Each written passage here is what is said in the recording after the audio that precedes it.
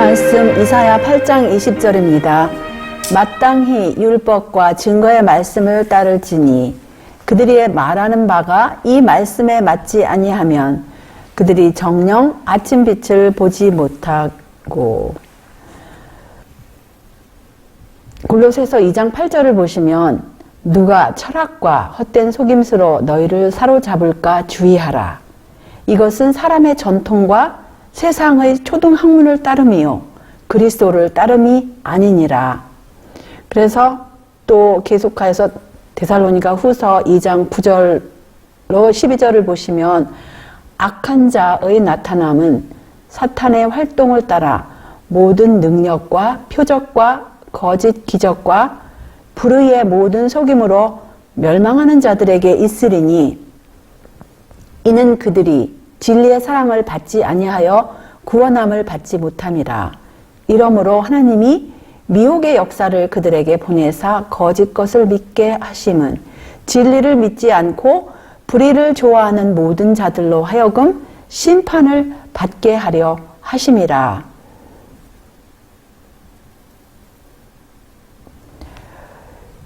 여기 영감의 글 1증언 341쪽을 보시면요. 타락한 인류는 사탄의 합법적인 포로이다.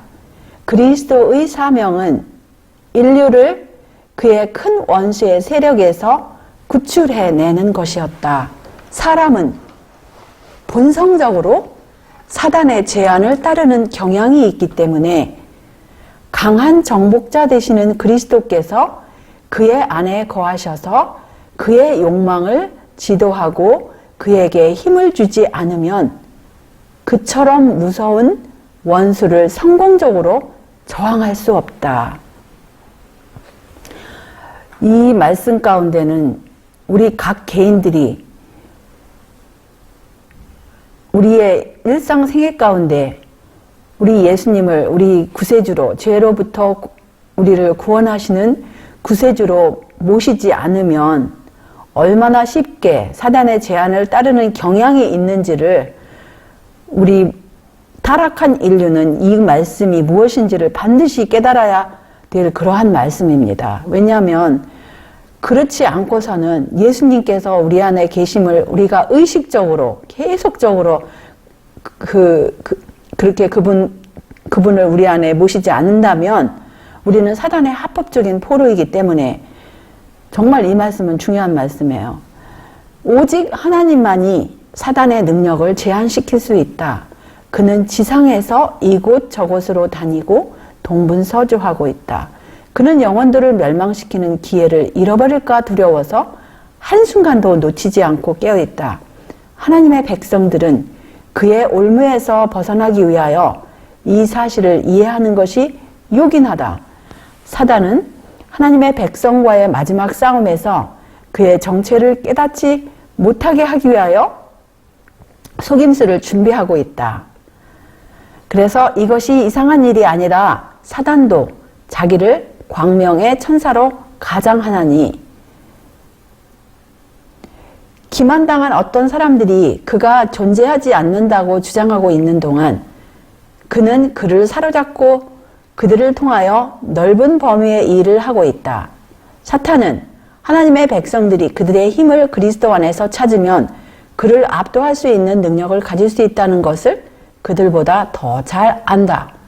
그들이 도움을 받기 위하여 강한 정복자에게 겸손하게 간구할 때 그리스도를 굳게 의지하며 진리 안에 있는 가장 연약한 신자라도 사단과 그의 모든 군대를 성공적으로 물리칠 수 있다.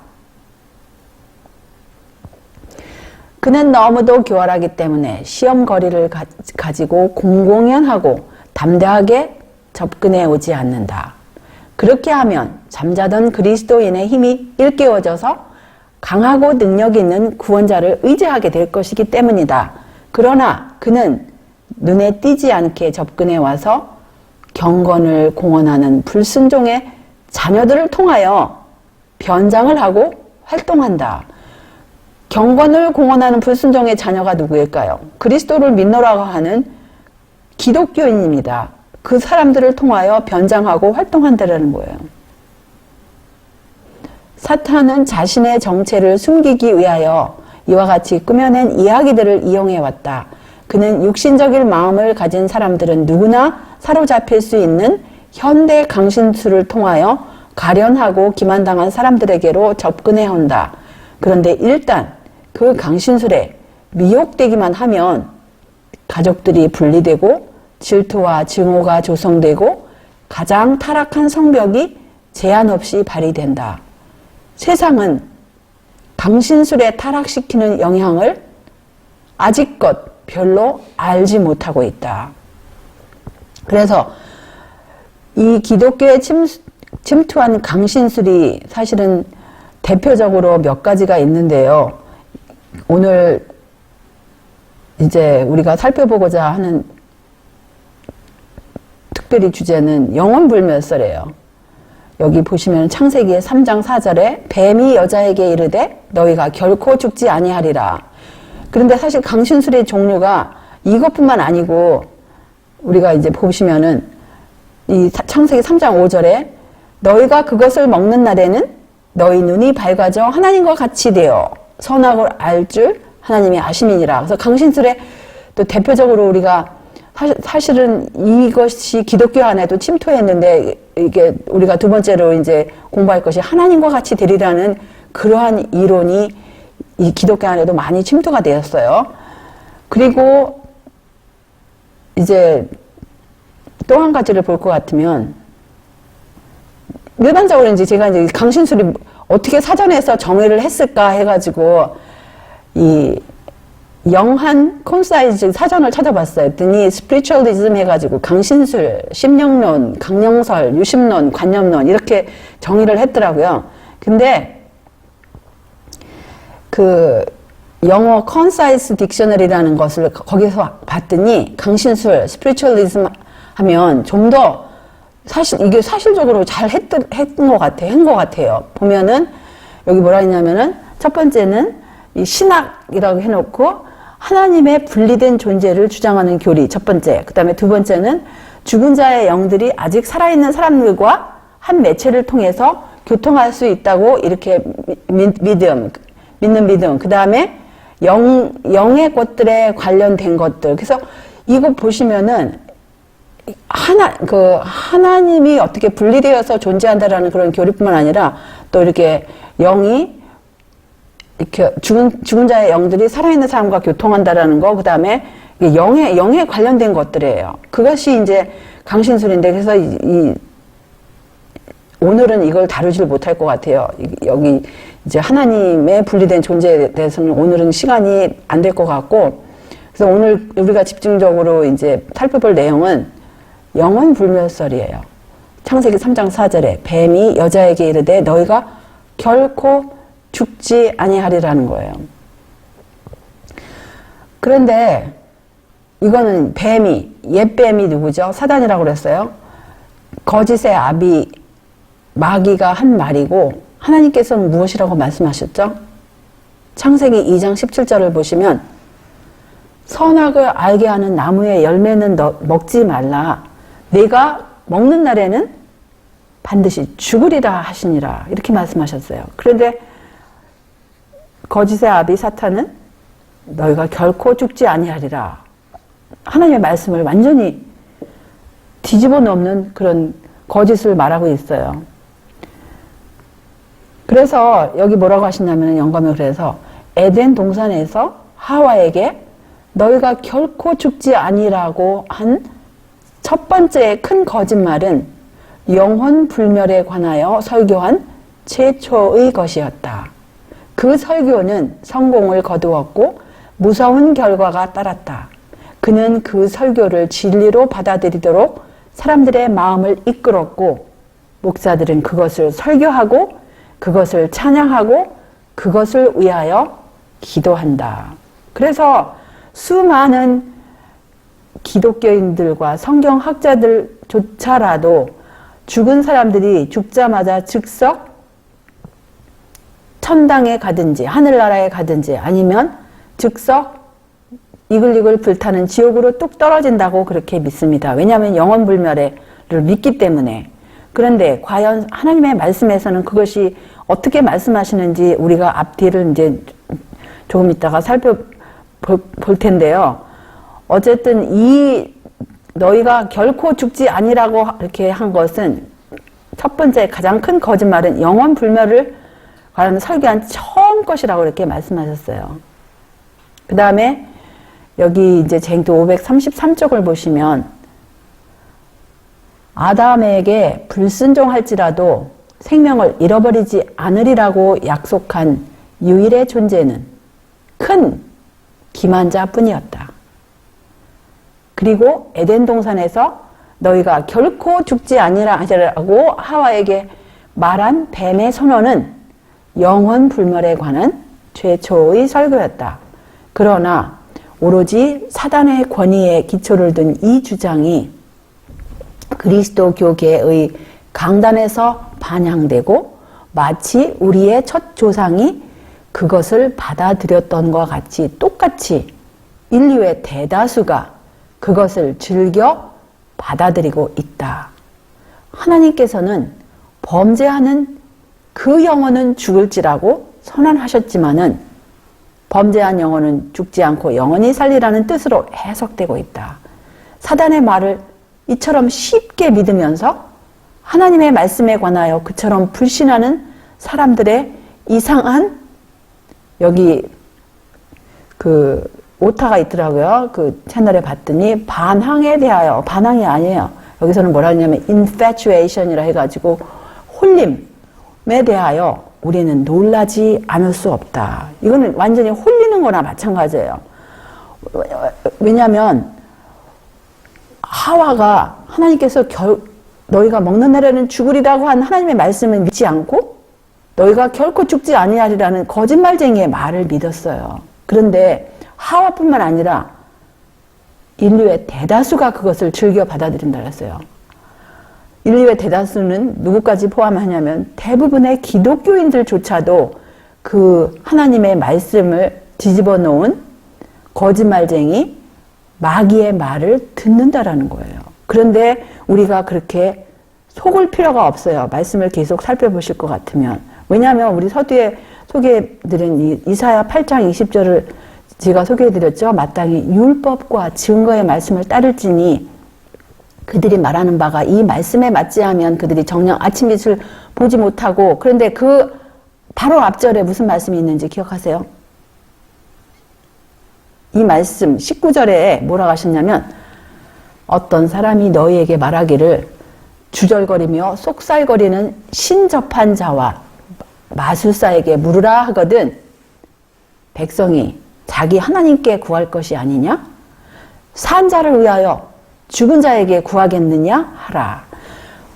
우리가 정말 살아계신 하나님께서 계시고 사람의 호흡을 주장하시는 우주의 왕이 계시는데 산 자를 위하여 죽은 자에게 가서 구하면 안 되겠죠. 계속해서 그 증언 1권 344쪽에 이런 말씀이 있어요. 인기 있는 목사는 강신술에 성공적으로 저항할 수 없다. 그들은 강신술의 해로운 영향에서 그들의 양떼를 방어할 길이 전혀 없다. 강신술의 비참한 결과 중 많은 부분이 이 시대의 목사들에게 주어질 것이다. 그들은 진리를 발로 짓밟고 그 대신에 꾸며낸 이야기를 더 좋아했기 때문이다. 사단이 에덴 동산에서 영혼 불멸에 관하여 한 설교, 곧 너희가 결코 죽지 아니하리라는 설교는 강단에서 반복되었고 사람들은 그것을 순수한 성경의 진리로 받아들이고 있다. 그것은 강신술의 기초이다. 그러면은 강신술의 기초는 영월불멸설인데 그러면 강신술의 기초이다 이 말씀 자체에는 무엇이 포함되어 있습니까? 강신술이 그야말로 여러 가지 측면으로 나타난다라는 말씀이에요. 이거는 그러니까 영원불멸설은 강신술의 기본이고 그것에 기초하여서 영에 관련된 엉뚱한 가르침들이 많이 있다라는 거예요. 특별히 그 사전에서 말한 것처럼 하나님에 관련돼서 하나님의 존재하심을 분리시켜서 어떻게 가르치는 그러한 가르침들, 이제 오늘은 그 시간이 없을 것 같고요. 이제 다음 주나 이렇게 우리가 하나님께서 시간을 허락하신다면 그것을 다루려고 하는데요. 어쨌든 이 하나님의 말씀은 어떤 곳에서도 사람의 영혼이 무조건 불멸이라고 가르치지 않습니다. 불멸은, 왜냐하면 불멸은 누구의 속성이세요? 오직 하나님께만 속한 속성이기 때문이에요. 그래서 디모데전서 6장 16절을 보시면 오직 그에게만 죽지 아니함이 있고 가까이 가지 못할 빛에 거하시고 아무 사람도 보지 못하였고 또 볼 수 없는 자신이 그에게 존귀와 영원한 능력을 돌릴지어다. 아멘. 죽은 후에 사람에게 의식이 있다는 교리, 특별히 죽은 자의 영이 생존한 자에게 봉사하기 위하여 돌아온다는 신조가 현대 강신술의 길을 열어놓았다. 사탄의 명령에 따라 움직이는 타락한 천사들은 마치 영계에서 온 사자들처럼 나타난다. 악의 왕자는 산자와 죽은 자를 교통하게 해준다고 공언하면서 그들의 마음에 매혹적 감화를 끼친다.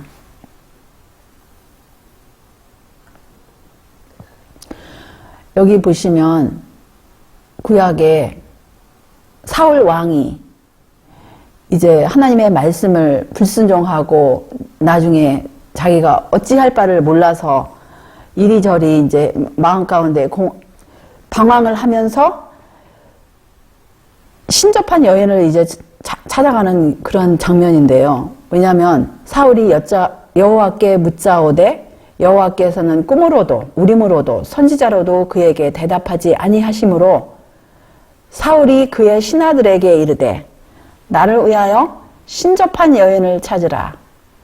내가 그리로 가서 그에게 물으리라 하니 그의 신하들이 그에게 이르되 보소서 엔돌에 신접한 여인이 있나이다.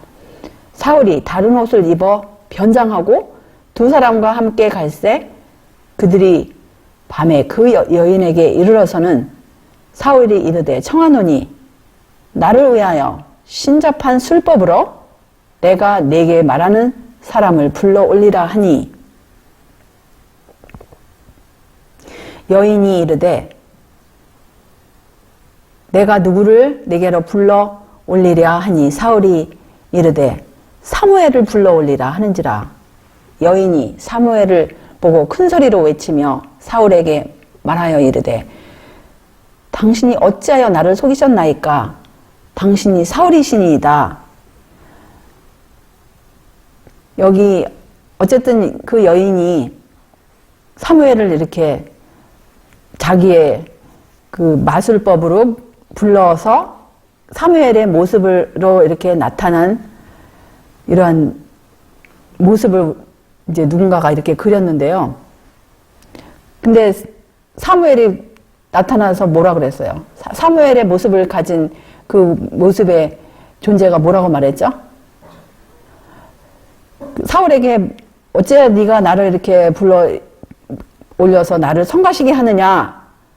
그러니까 이제 사울이 이제 정말 사무엘인 줄 알고 이제 자기가 또 이렇게 하나님께서는 자기를 떠나서 선지자라도 꿈으로도 대답지 아니하고 그래서 이제 이렇게 불러 올려나이다 이렇게 이제 말을 하니까 사무엘이 평소에 이제 그런 모든 것을 아는 것처럼 사무엘처럼 보이는 이 존재가 이제 다 말을 또 하잖아요. 그대로 있는 그대로. 그래서 여기 조금 전에 보신 말씀처럼 이런 말씀이 있어요. 그는 죽은 친구와 같은 모습으로 사람들 앞에 나타나는 능력이 있다. 그 모조품은 완전하다. 친숙한 모습, 말씨, 음성을 놀랍도록 명확하게 재생해 난다. 많은 사람들은 그들의 사랑하는 사람들이 하늘의 복락을 누리고 있다는 말을 듣고 위로를 받는다. 그들은 위험을 조금도 깨닫지 못하고 미혹하게 하는 영과 귀신의 가르침에 귀를 기울인다.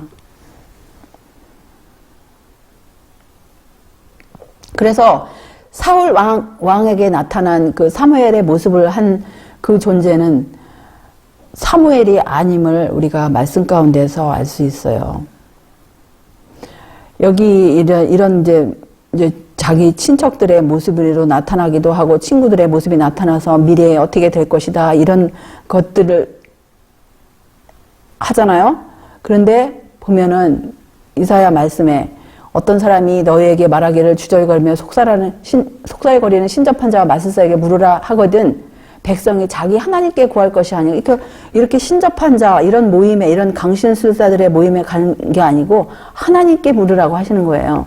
그래서 옛날 과거에는 사실은 너희는 레위기의 19장 31절에 보시면 너희는 신접한 자와 박수를 믿지 말며 그들을 추종하여 스스로 더럽히지 말라. 나는 너희 하나님 여호와니라.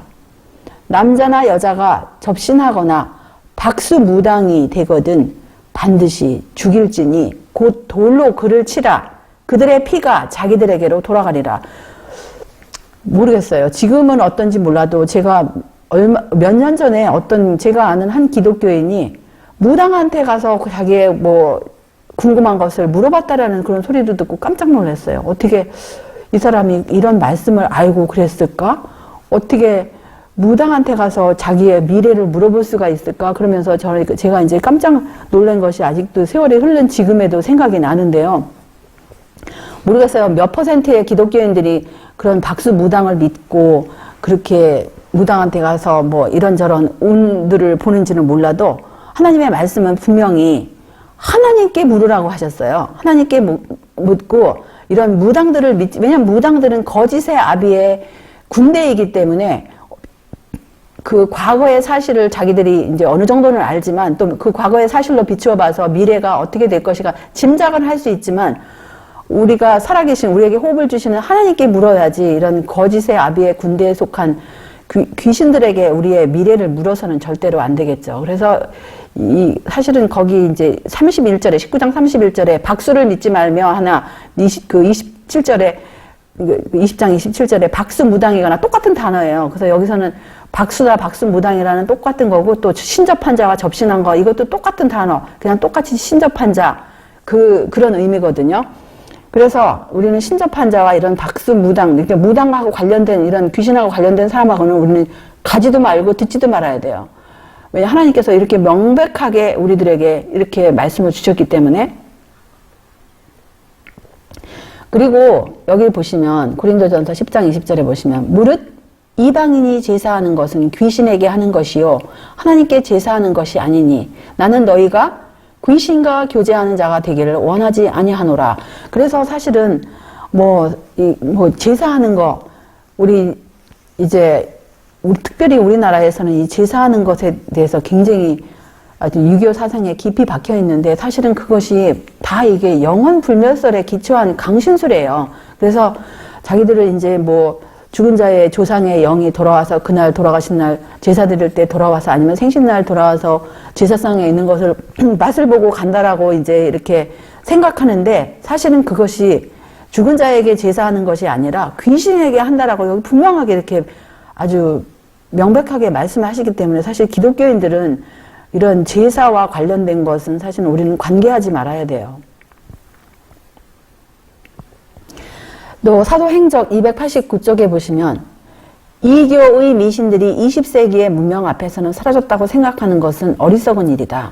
하나님의 말씀과 실제하는 사건들의 엄연한 증언은 마법이 고대 마법사들의 시대와 똑같이 이 시대에도 행하여지고 있음을 명백히 한다. 고대의 마법 제도는 사실상 현대 강신술로 알려진 것과 동일하다. 사단은 자신을 죽은 친구들의 모습으로 가장해서 나타내므로 무수한 사람들의 마음에 접근하고 있다.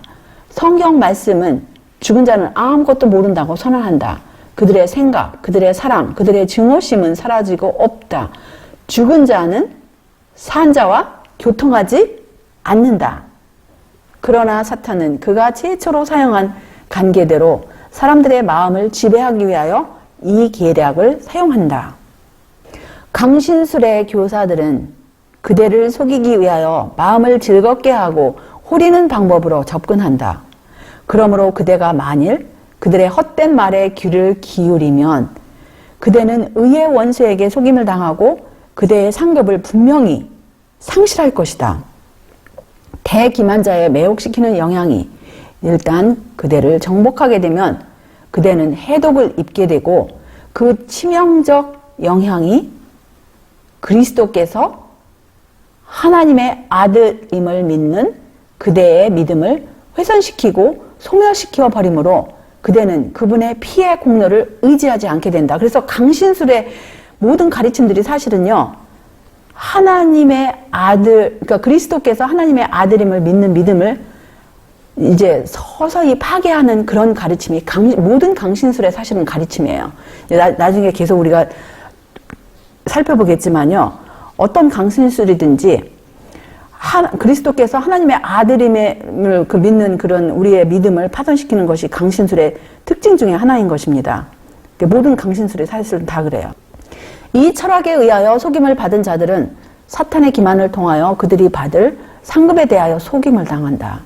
그들은 그들 스스로의 공로를 의지하고 일부러 겸손하고 즐겨 희생까지도 하고자 한다. 그리고 그들 스스로의 가치를 떨어뜨리고 그들의 마음을 전혀 무의미한 것을 믿는 데 바치고 그들이 죽은 친구들이라고 믿는 자들을 통하여 가장 터무니없는 사상을 받아들인다. 사단이 그들의 눈을 멀게 하고 그들의 판단력을 왜곡시켜 버렸으므로 그들은 악을 깨닫지 못한다. 그리하여 그들은 지금 하늘에서 천사들이 되어 있는 그들의 죽은 친구들에게서 온 것이라는 요지의 교훈들을 철저히 따른다. 그래서 이 사람들은 이제 더 이상 성경도 보지 아니하고 이제 그 죽은 친구들이 천사가 됐으니까 이 사람들이 나타나서 이 천사들이 나타나서 하는 그런 교훈들, 이렇게 해라, 저렇게 해라, 아 이걸 믿어야 된다, 저리로 가라, 이런 거를 철저히 이제 따른다는 거예요. 그들이 약간의 진리를 말하고 때로는 장래에 일어날 사건들도 예언하는 사실 때문에 사람들은 그들의 말이 믿을 만하다고 생각하게 된다. 그리하여 이 거짓 가르침은 많은 사람들에 의하여 쉽게 받아들여지고 그것을 가장 신성한 성경의 진리처럼 맹목적으로 믿게 된다. 하나님의 율법은 무시되고 은혜의 성령은 멸시당하고 언약의 보혈은 거룩하지 못한 것으로 간주된다. 그런 영들은 그리스도의 신성을 부인하고 심지어 창조주를 그들 자신과 동일한 수준에 든다. 그래서 사실은 이 싸움이, 하늘에서 시작된 이 싸움이 지금 6,000년간 계속되어 오고 있어요.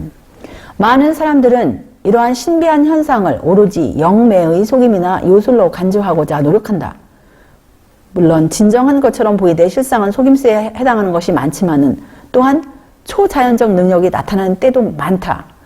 현대 강신술의 효시가 되는 신비한 두드림은 인간의 속임수나 솜씨에서 나온 것이 아니고 악한 천사들이 직접 행한 일이었으며 그들은 그렇게 하여 사람을 멸망시키는 가장 성공적인 기만 중 하나를 가져오게 되었다. 많은 사람들은 강신술을 단순히 인간의 속임수에 불과하다고 믿음으로 기만당할 것이다.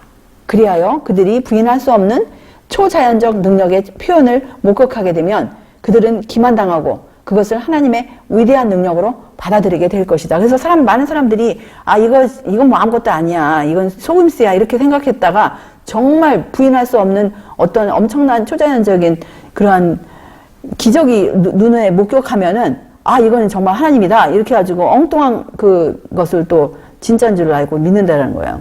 그런데 하나님의 말씀은 무엇이라고 하죠?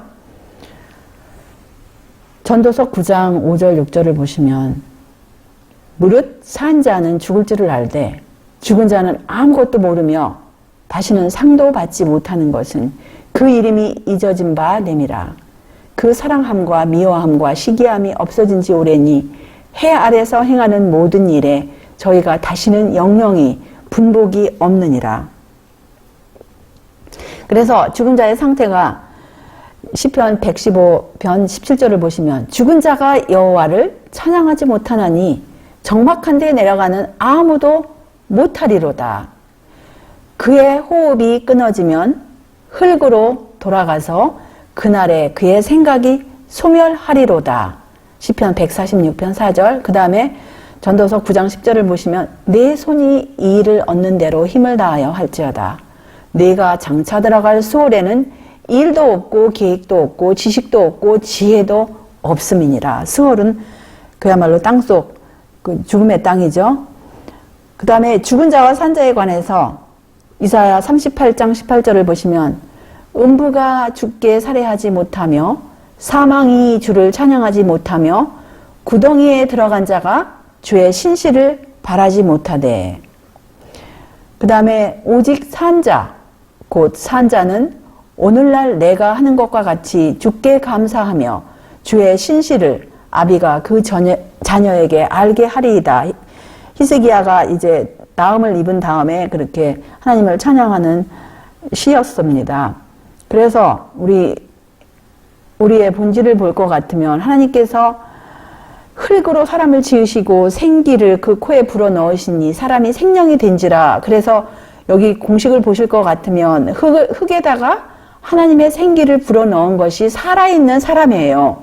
그랬는데 이 그 하나님의 생기가 그 흙으로 만들어진 아담의 코에 불어넣으셨을 때 아담의 허파만, 아담의 폐만 이렇게 숨을 들이쉬는 것이 아니라, 그것뿐만 아니라 아담의 뇌 속에 신비하게 작동하는 생각들이 있었습니다. 하나님을 사랑하고 하나님과 교통할 수 있는 그런 능력이 아담에게 주어졌어요. 그것은, 그 본질은 우리가 설명할 수 없어요. 이것은 하나님께 속한 하나님의 능력이기 때문에 하나님의 생기를 불어넣은 그 흙 속에다 불어넣었을 때 인간의 육체가 피가 돌고 폐가 숨을 쉬고 생각이 작동하는 이 모든 본질은 우리 인간으로서는 설명하면 그것은 완전히 우리 인간의 영역을 벗어난 참남된 일이겠죠. 근데 그것은 분명히 하나님께서 하신 일입니다. 그래서 사람이 죽으면, 사람이 죄를 지었을 때 또 아담에게 한 선고가 모든 사람에게 사실은 너는 흙이니 흙으로 돌아갈 것이니라. 사람이 에스겔 18장 20절에 또 뭐라 하시냐면 범죄하는 그 영혼은 죽을지라. 그래서 하나님께서 하신 이 말씀처럼 범죄한 그 영혼은 죽게 돼 있어요. 죽으면 어디로 들어갑니까? 흙 속으로 들어가게 되었어요. 왜냐하면 사람의 근원이 육체가 흙이고 그렇기 때문에 흙으로 들어갑니다. 그 다음에 이제 그 영은 하나님께로 올라간다고 전도서에 그렇게 말씀을 하셨어요. 계속하여 이렇게 말씀하십니다. 대징도 533절에 쪽에 보시면 순종을 조건으로 사람에게 약속된 불멸은 범죄로 말미암아 잃어버린 바 되었다.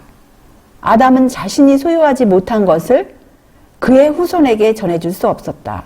그러므로 하나님께서 당신의 아들의 희생으로 불멸을 그들의 손에 닿는 곳에 두지 아니하셨을 것 같으면 타락한 인류에게 소망이 없었을 것이다. 모든 사람이 죄를 지었으므로 사망이 모든 사람에게 이르렀느니라.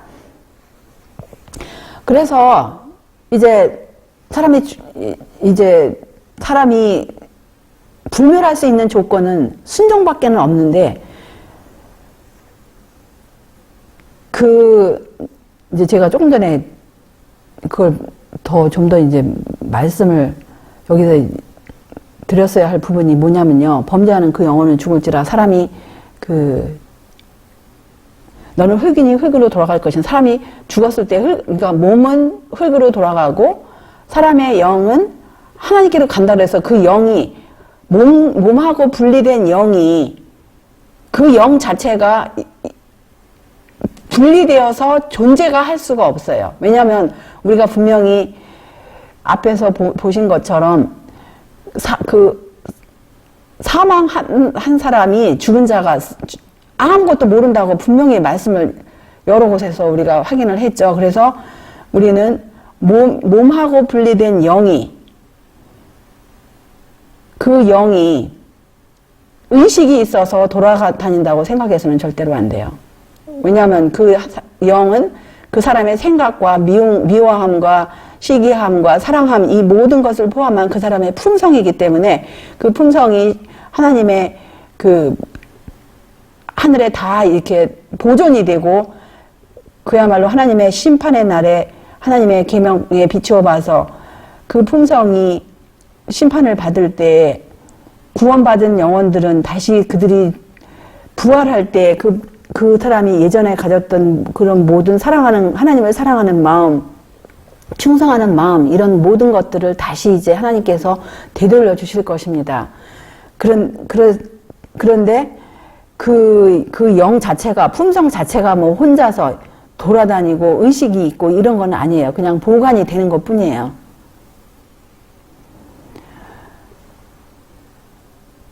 그리스도께서는 생명과 썩지 아니함을 복음으로써 드러내셨다. 그러므로 오직 그리스도를 통해서만 불멸을 얻을 수 있다.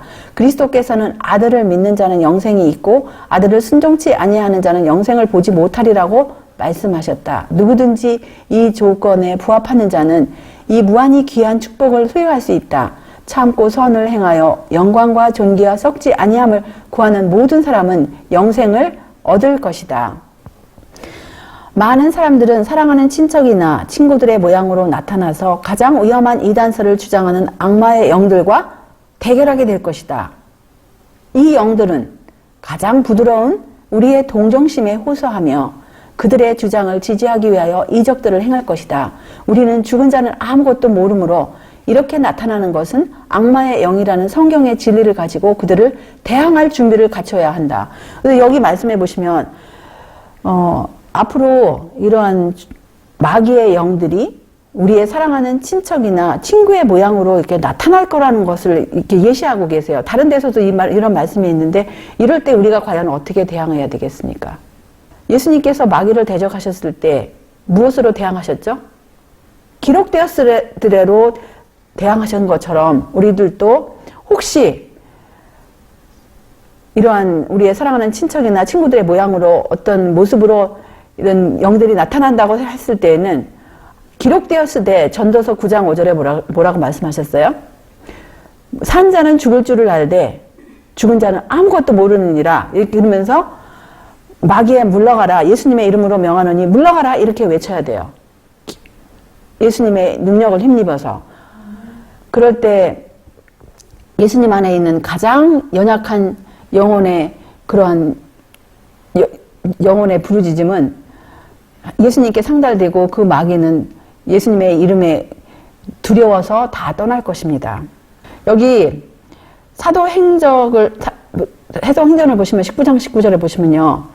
마술을 행하던 많은 사람이 그 책을 모아가지고 와서 모든 사람 앞에서 불사르니 그 책값을 계산한 즉 은 5만이나 되더라. 이 말씀은 참 의미 있는 말씀이에요. 왜냐하면 이 사람들이 이제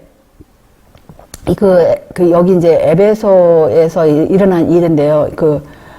이 사람들이 이제 이방인들이 기독교인이 되고 그들이 그동안에 모르고 행하였던 그것이 마술인지 모르고 행하였던 그런 책들이 이제 많이 자기들을 집에 있는 것들을 그 에베소 교인들이 싹 모아가지고 이제 불사르는 그런 일들을 하는 것입니다.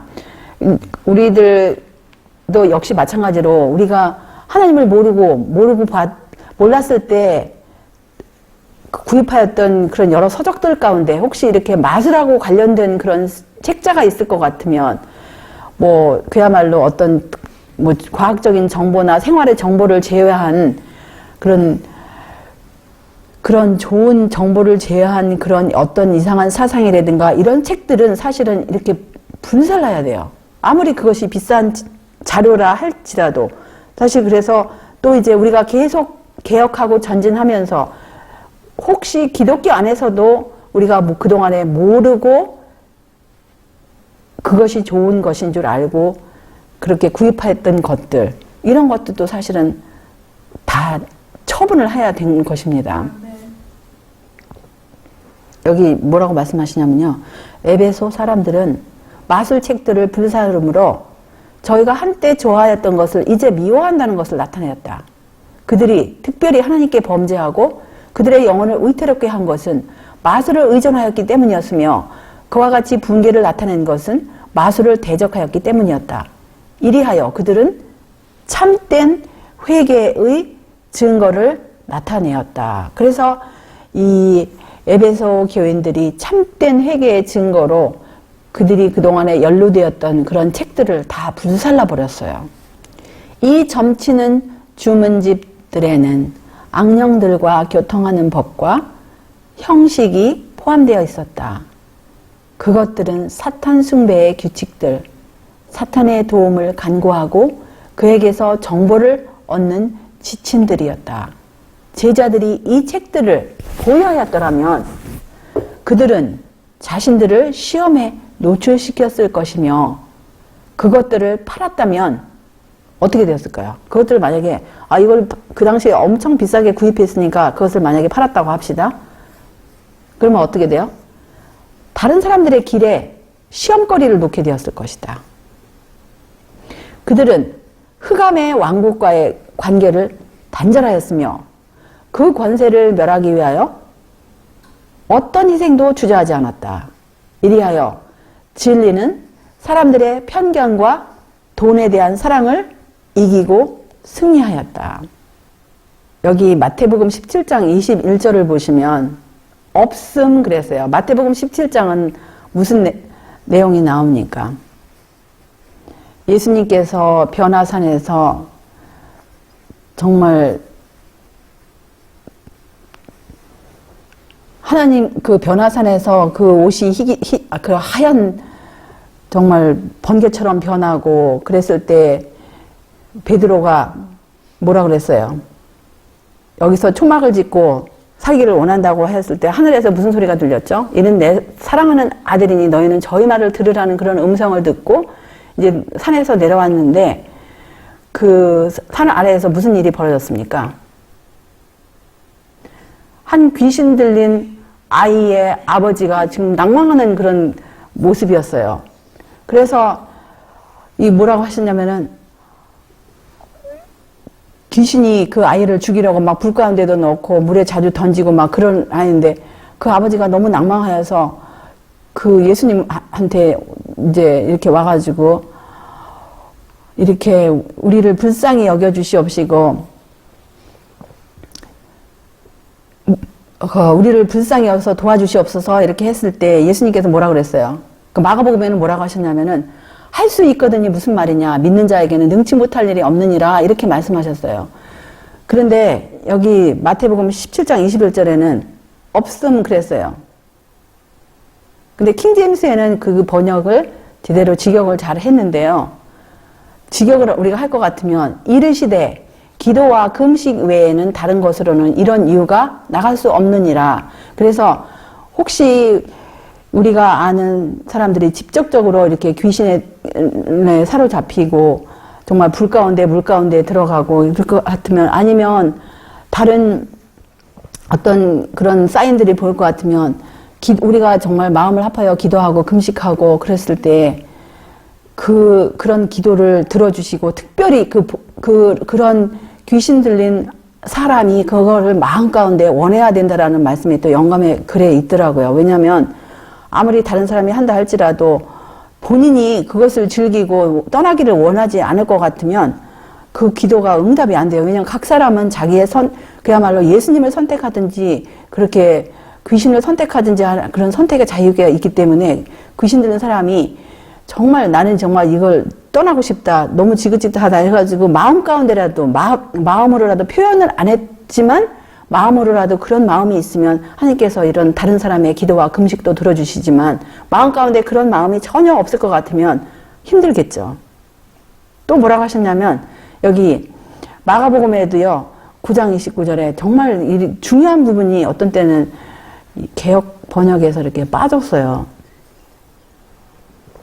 킹제임스에 정확하게 넣었는데요. 마가복음 9장 29절을 직역할 것 같으면 이르시되 기도와 금식 외에 다른 것으로는 이런 이유가 나갈 수 없느니라 그래서 그 마태복음 17장 21절 중요한 절입니다. 근데 없음 이렇게 해놓고 또 마가복음 9장 29절 이렇게 기도 외에 아니에요. 기도와 금식 외에 다른 것으로는 이런 유가 나갈 수 없느니라. 그래서 우리가 정말 우리가 합심해서 이렇게 기도하고 금식하고 그런 사람들을 위해서 그 사람들이 정말 본인이 원할 때 이런 일들이 우리가 기독교인으로서 해야 되겠죠. 여기 이제 또 살아남는 이들이 이런 말씀이 있어요. 강신술의 가르침을 반대하는 사람들은 단지 강신술을 믿는 사람들 뿐만 아니라 사단과 그의 부하들도 공격하는 것이 된다. 그들은 정사와 권세와 공중에 있는 악의 영들을 대적하는 싸움에 참여하고 있다. 사탄은 하늘 천사들의 힘으로가 아니면 한 걸음도 뒤로 물러서지 않을 것이다. 하나님의 백성들은 우리 구주께서 기록하였으되라는 성경 말씀으로서 대항하신 것처럼 사탄을 대적할 수 있다. 사탄도 그리스도 당시처럼 성경 말씀을 인용하여 자기의 기만을 유지하기 위해 성경의 가르침을 왜곡시킬 것이다. 그러나 성경에 기록된 명백한 말씀은 어떠한 투쟁에든지 유력한 무기로 무장시켜준다. 그래서 우리가 직접적으로 사탄의 모습으로 나타나는 그런 존재는 아마 안 만날 수도 있어요. 그런데 죽은 자의 그 친척들의 모습이나 아니면 친구들의 모습, 죽은 친구들의 모습이 나타나서 아니면 인간 대리자가 나타나서 이렇게 거짓말을 할 때, 강신술의 거짓말을 할 때에는 우리는 기록되었으되라는 말씀의 무기가 있는 것이에요. 그리고 우리를 도와주는 하나님의 거룩한 천사들이 있으세요. 위기의 때에 버틸 수 있는 사람들은 인간의 본질과 죽은 자의 상태에 관한 성경의 증거를 이해하여야 한다. 왜냐하면 멀지 않은 장래에 많은 사람들은 악령들이 자기의 가장 사랑하는 친척이나 친구의 모습으로 나타나서 지극히 위험한 이설을 주장하는 것에 직면하게 될 것이기 때문이다. 조금 전에도 우리가 비슷한 말씀을 들었는데 여기는 더 직설적으로 말씀하신 것 같아요. 멀지 않은 장래라고 하셨어요. 멀지 않은 장래에, 그러니까 예수님 재림 직전에 이제 온갖 진리와 오류의 싸움 가운데서 이제 마귀가 사용할 수 있는 마지막 카드가 뭐냐면, 혹시 우리들 중에 진리를 믿는 사람들 중에 혹시 자기가 사랑하는 친척이나 친구가 이렇게 모든 과거를, 그러니까 자기 모든 과거를 알면서 과거에 있었던 그런 슬픈 일, 좋은 일, 기억에 남는 이러한 일들, 이런 일들을 말하면서 정말인 것처럼 나타나가지고 나중에 이제 하나님의 말씀을 살짝 뒤집는 말씀, 이런 말씀을 하면서 이렇게 인간의 그런 가장 부드러운 동정심에 호소할 때, 그러면서 동정심에 호소할 뿐만 아니라 자기가 말하는 그 기만을 믿게 하기 위해서 이적을 행할 때 우리가 과연 어떻게 하겠어요? 그런데 우리는 이 하나님의 가장 좋은 무기, 하나님의 말씀, 성령의 검으로 죽은 자는, 우리는 죽은 자는 아무것도 알지 못한다는 성경의 진리를 믿고 거기 나타난 것은 마귀의 영이라는 것을 깨닫고 대처해야 한다. 그래서 정말 산 자는 죽을 줄을 알되 죽은 자는 아무것도 모르느니라, 그러면서 예수님의 이름으로 물러가라 우리는 외쳐야 될 거예요. 왜냐하면 이 말씀은 정말 지금은 평안할 때는, 지금 아무것도 일어나지 않은 이럴 때는 이런 일들이 현실이 아닐지 모르지만 앞으로 재림 직전에 여러 가지 점점 상황이 힘들어지고 이러한 진리와 오리의 싸움이 더 처절하여질 때 마귀들이 그것까지도 사용한다라는 거예요. 이 마지막 때에 온갖 진리와 그 오리의 싸움 가운데서 정말 우리 앞에 있는 이런 이적조차도 우리는 믿을 수가 없는 거예요. 왜냐하면 사탄은 오랫동안 온 세상을 기만하는 그의 마지막 운동을 위하여 준비하여 왔다. 그는 에덴 동산에서 너희가 결코 죽지 아니하리라. 먹는 날에는 너희 눈이 밝아 하나님과 같이 되어 선악을 알리라고 하와에게 한 말로써 그의 사업의 기초를 놓았다. 그는 강신술의 발전을 통하여 그의 기만의 절정을 향할 길을 한 걸음씩 준비해 왔다. 그는 자신의 계획을 아직까지 완전히 성취하지 못하였다. 그러나 남아있는 마지막 시기에 그것을 실현할 것이다. 이렇게 했어요. 그래서 우리는 왜냐면 이 마귀가 또 계시록 16장 13절 14절에 보면은 내가 봄에 개구리 같은 새 더러운 영이 나오니 저희는 귀신의 영이라 이적을 행하여 온 천하 임금들에게 가서 하나님 곧 전능하신 이의 큰 날에 전쟁을 위하여 그들을 모으더라. 하나님의 말씀을 믿는 믿음을 통하여 하나님의 능력으로 보호를 받는 사람들을 제외하고 온 세상이 그 기만의 대열 속으로 휩쓸려 들어갈 것이다. 사람들은 이 치명적인 기만에 굳게 사로잡혀 있다가 오직 하나님의 진노가 내릴 그때에야 깨어날 것이다. 또 내가 봄에 개구리 같은 새 영이 용의 입과 짐승의 입과 거짓 선지자의 입에서 나오니 그들은 귀신의 영이라 이적을 통하여 온 천하 왕들에게 가서 하나님 곧 전능하신 이의 큰 날에 있을 전쟁을 위하여 그들을 모으더라. 그런데 계시록 16장에 주님께서 우리에게 또 주신 말씀을 보시면 보라 내가 도둑같이 오리니 누구든지 깨어 자기 옷을 지켜 벌거벗고 다니지 아니하며 자기의 부끄러움을 보이지 아니하는 자는 복이 있도다 이렇게 말씀하셔요. 그래서 오늘 사실은 두 번째 것도 다루려고 그랬는데 시간이 많이 지나서 여기서 이제 마치고 우리 다 같이 기도하십시다. 하늘에 계신 우리들의 아버지, 우리 주님의 은혜로 다시 한번 주님의 이 생명의 말씀을 상고할 수 있는 이 시간 주셔서 정말 감사합니다. 우리 주님께서 산 자는 죽을 줄을 알 때 죽은 자는 아무것도 모른다고 말씀하셨사오매 또 범죄한 그 영혼은 죽을지라고 이렇게 말씀하셨는데 거짓의 아비 마귀는 너희가 결코 죽지 아니하리라고 이렇게 거짓말을 하였습니다.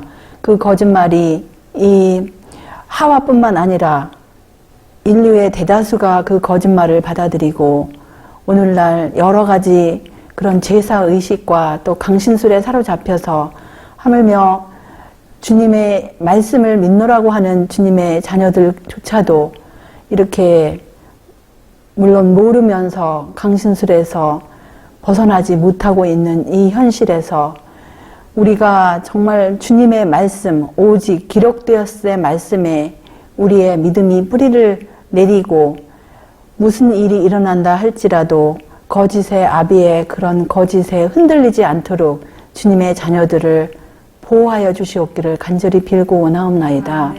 우리가 사는 이 세상은 너무도 혼란스럽고 깜깜하고 정말 우리 주님의 능력과 지혜가 아니면 우리는 한순간도 살 수 없는 이러한 세상으로 점점 변하여 가고 있사오니 주님께서 우리를 주님의 영으로 주님의 능력으로 주님의 지혜로 인도하시고 지도하여 주시옵시고 우리가 한순간도 어둠에 빠지거나 혼란에 빠지지 않도록 우리 모두를 지켜주시옵기를 우리 구세주 예수님의 귀하신 성호 의지하여 간절히 기도드리옵나이다.